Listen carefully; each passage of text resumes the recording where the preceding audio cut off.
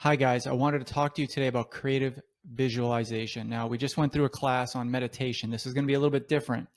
Um, this is about visualizing your goals. Now, don't just brush this off as some kind of hippie type exercise. This is something that is powerful and it's easy to do and it's worth a try. That's all I ask is worth a try, because I thought the same thing when I first heard of creative visualization. I thought it was kind of out there, but then I decided to give it a try.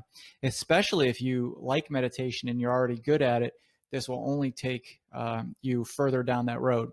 So I discovered creative visualization through a book called Psycho Cyberkinetics. Okay, it's by Maxwell Maltz. I suggest you get it. And let me just tell you my quick story. As you know, I'm a tennis player. For those of you who've been following me online, you know that tennis is my passion. I'm a competitive tennis player.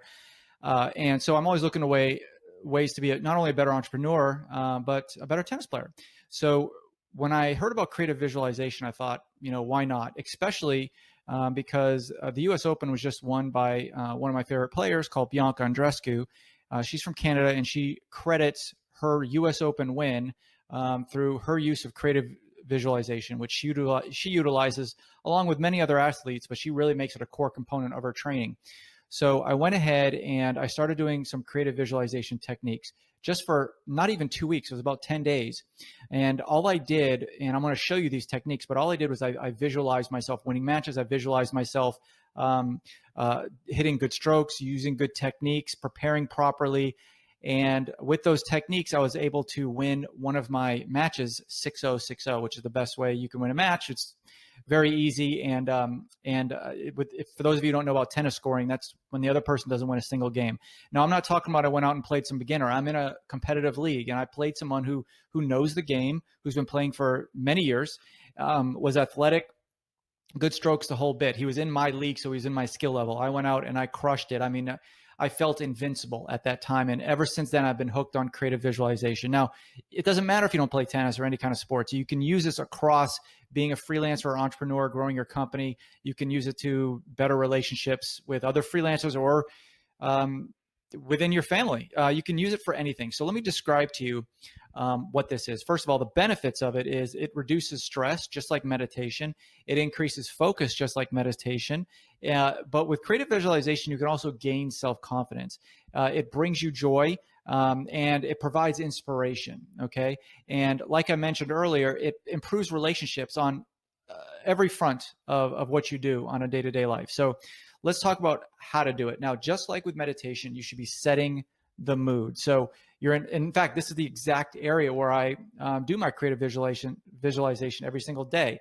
I only do it about 10 to 15 minutes a day, but I make sure to do it every day. So what I do is I set the mood. So right now, my door's closed. There's no distractions. My cell phone is off, with the exception of it recording this video. But anyway, when I'm doing my creative visualization, there's no outside distraction, no TV, no phone, no people knocking on my door, no emails binging or anything like that.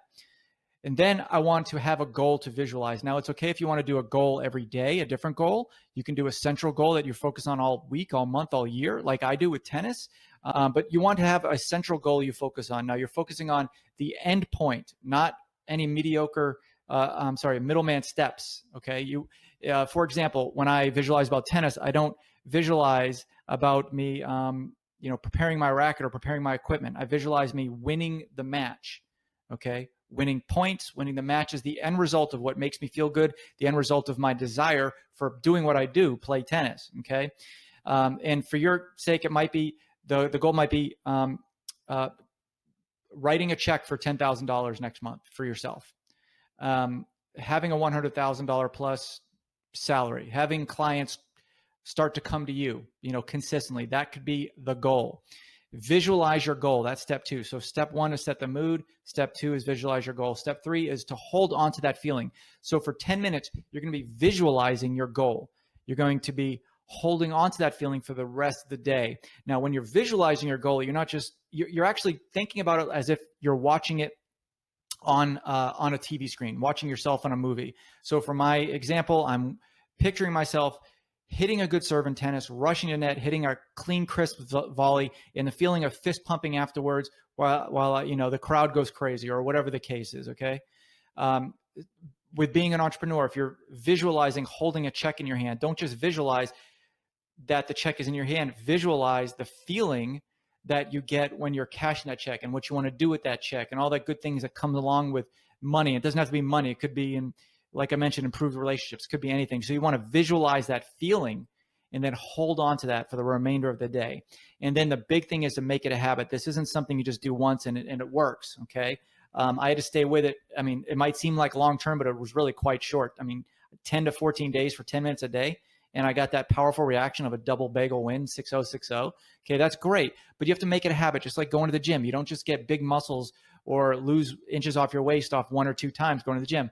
You got to schedule it on your calendar as a 10 to 15 minute break for yourself to do this. Okay, so make it a habit. That's step 4. Step 1, set the mood. Step 2, visualize your goal. Step 3, hold on to that feeling. Step 4, make it a habit. Now, step 5, work hard to achieve your goal. When I mean work hard, I mean you don't have to go out there and spend extra time doing creative visualization. If you want to take a break, do it at night or something. Ideally, I like to do it in the morning. It sets my day on the right track. You could do it at night, but what you want to do is do it in alert setting. So you're sitting on the couch, you're not resting on your bed. It's daylight outside and your mind is active and you're sitting up. You're not just slouching down. So you have to work hard to achieve that. So think about every day making that happen and it will come to you. I've had people, they tell me, Mike, it's been 2 weeks. I don't really notice any difference.